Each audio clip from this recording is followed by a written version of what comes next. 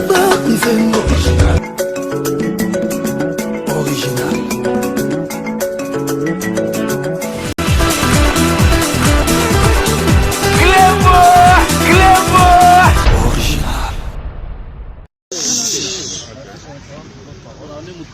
sommes des médecins non primés. Non primés. Non primés. Non payés. Vous travaillez déjà? Oui, depuis 5 ans. Plusieurs années. Parmi nous, il y a de ceux qui ont fait 3 ans, 4 ans, 5 ans. Sans la prime de risque. D'accord. Bon, qu'est-ce qu'il vous faut maintenant? Ce qu'il nous faut maintenant, c'est le début des travaux pour le 4e trimestre. Il n'a jamais été Ils entendent, hein? Revenez me voir, faites une petite délégation, évidemment, je ne pourrai pas vous recevoir tous. Oui. Revenez me voir demain, on va parler de ça à tête reposée et voir comment on peut faire après des ministres ou quoi pour débloquer. Merci. Les Nations Unies réaffirment leur engagement à accompagner le président de la République, Félix-Antoine Tshisekedi Tshilombo, dans sa lutte contre les violences sexuelles faites aux femmes et aux filles en République démocratique du Congo, pays post-conflit et actuellement en proie à une insécurité récurrente dans sa partie est, perpétrée par les groupes armés locaux et étrangers, dont les rebelles ougandais de l'ADF et rwandais de FDLR. C'est ce qui ressort de l'entretien d'une demi-heure que le chef de l'État, Félix-Antoine Tshisekedi Tshilombo, a eu mercredi 4 décembre 2019 en son bureau de la Cité de l'Union africaine à Kinshasa avec la représentante spéciale du secrétaire général de l'ONU en matière de violences sexuelles en période de conflit, Pramila Patten, qui s'est fait accompagner auprès du président de la République de la représentante spéciale du secrétaire général de l'ONU en République démocratique du Congo et chef de la MONUSCO, Leila Zerougi, explique. Ma visite auprès du chef de l'État s'inscrit dans le besoin de réaffirmer l'engagement des Nations Unies et de mon bureau afin de soutenir la lutte du gouvernement contre les violences sexuelles.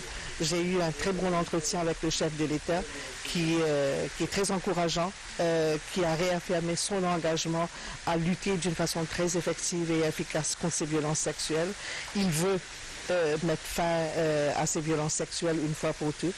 Il est très sensible à la question.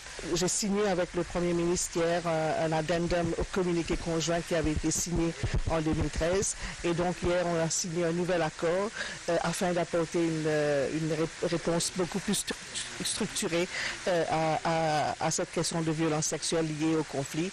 Et hier, j'ai aussi décerné un certificat à la Première Dame, la nommant championne globale dans la lutte contre les violences sexuelles. A noter que c'est ce même mercredi que cette diplomate onusienne a regagné New York aux États-Unis d'Amérique, siège de l'ONU, après une visite de travail de 72 heures en République démocratique du Congo. Salle de spectacle du collège Boboto, choisi pour abriter les activités organisées à l'honneur de la personne vivant avec handicap. Une journée de réflexion sur la condition de la personne marginalisée. Comment promouvoir la participation des personnes handicapées? Agir pour les programmes du développement 2030. La ministre déléguée aux personnes vivant avec handicap, entourée de ses collègues vice-ministres de l'enseignement supérieur, ainsi que la ministre de l'Environnement, Irène Sambo, a fixé les cadres de cette activité qui implique plusieurs secteurs. Pour promouvoir les statuts de la personne handicapée, il y a des domaines qui sont les plus importants, notamment les domaines de l'éducation.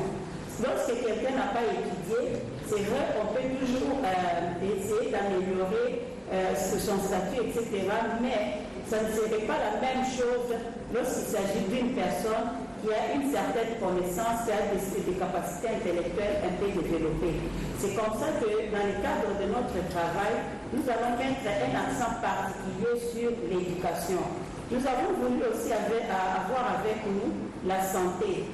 Parce que même si on dit que la personne handicapée n'est pas un malade, mais la question du handicap est toujours en lien direct ou profond avec la santé. Dans son message à l'occasion de la célébration de la journée dédiée aux personnes vivant avec handicap, le président de la République a précisé qu'au Congo, il y a de la place pour tout le monde. Ces personnes ont le devoir de participer à l'effort national. Et puis, en illustration, le vice-premier ministre, ministre de l'Intérieur, Sécurité et Affaires coutumières, ainsi que le ministre de la Défense nationale et anciens combattants ont été invités à l'Assemblée nationale pour faire la lumière sur les pluies diluviennes du 25 au 26 novembre 2019 à Kinshasa, ainsi que la situation qui prévaut dans la ville et les territoires de Béni. Au cours de la séance plénière du mardi 3 décembre, les élus du peuple avaient soulevé les préoccupations sur la situation provoquée par les inondations dans la ville ainsi que les tueries enregistrées dans la ville de Béni et ses environs au moment où les FARDC mènent les opérations contre les forces des ennemis. Compte tenu de la spécificité de la question, les députés ont demandé et obtenu le huis clos. C'était sous la présidence de l'honorable Janine Mabunda. 32 membres des bureaux de 8 commissions permanentes et le président du comité de conciliation du Sénat sont connus. C'est après élection par les groupes politiques et les groupes provinciaux à l'Assemblée plénière de ce mercredi 4 décembre 2019. Ils ont été présentés à l'Assemblée plénière par le président du Sénat, l'honorable Alexis Tambo Mwamba. L'élection des membres des bureaux s'est déroulée sans heurts au sein de toutes les commissions permanentes. À cet effet, je présente mes félicitations à tous les sénateurs. Pour les 8 commissions, François Mwamba préside la commission politique, Lola Kisanga, la commission des relations avec les institutions provinciales, Moïse Ekanga, la commission économique et financière, Francine Mouyumba, les relations extérieures, Alain Ilunga à l'environnement, Pama Baramoto à la défense nationale, Nefertiti Ngoudianza à la commission socioculturelle et genre et Guerembo aux infrastructures. José Ndundo préside le comité de conciliation et d'arbitrage. Le Sénat aujourd'hui affiche complet parce que tous les organes sont installés. C'est en fait une lutte que nous avons menée pour que des femmes puissent présider aux destinées de grandes commissions. Et je suis heureuse quand même que ce soit la commission socio-culturelle, qui n'est pas une moindre commission. Et personnellement, je suis assez satisfaite. Je voudrais tout d'abord remercier les membres de notre commission. Grâce à eux que je suis présidente de cette commission aujourd'hui. Ça traduit également la relève que nous devons bien entendu préparer parce que c'est une commission qui a en son sein plusieurs doyens. Le bureau a fait un bon travail, les collègues aussi ont bien travaillé. On a proposé des candidats qui ont été élus. L'impression maintenant c'est le travail est grand, il faut commencer le travail. Une minute de silence était gardée en mémoire de toutes les victimes des catastrophes naturelles et des tueries. Le président a présenté les condoléances aux familles éprouvées. Le bureau Caritas travaille principalement sur 2 projets en RDC. Un fait de celui-ci mandataire de l'OCC pour notamment renforcer la vérification de la conformité des marchandises importées.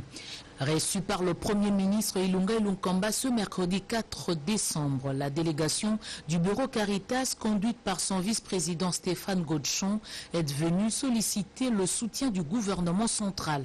Nous avons eu l'occasion d'échanger aujourd'hui avec son Excellence sur les 2 grands projets aujourd'hui très structurants que nous déployons en République démocratique du Congo. Le premier donc à travers Ségus, qui est donc le programme du guichet unique du commerce extérieur, et un autre contrat également de grande importance pour le climat des affaires, qui est le programme de vérification de la conformité des marchandises à l'importation. Le maître mot du message que nous avons délivré aujourd'hui à Monsieur le Premier ministre, c'est l'importance aujourd'hui d'avoir le soutien de l'ensemble des autorités de la RD Congo sur ces 2 projets qui sont extrêmement importants parce que structurants pour la RD Congo, parce que des éléments qui concernent donc l'amélioration du climat des affaires, la transparence, l'optimisation de la facilitation du commerce, la sécurisation des recettes. Donc comme vous le constatez, ce sont des éléments extrêmement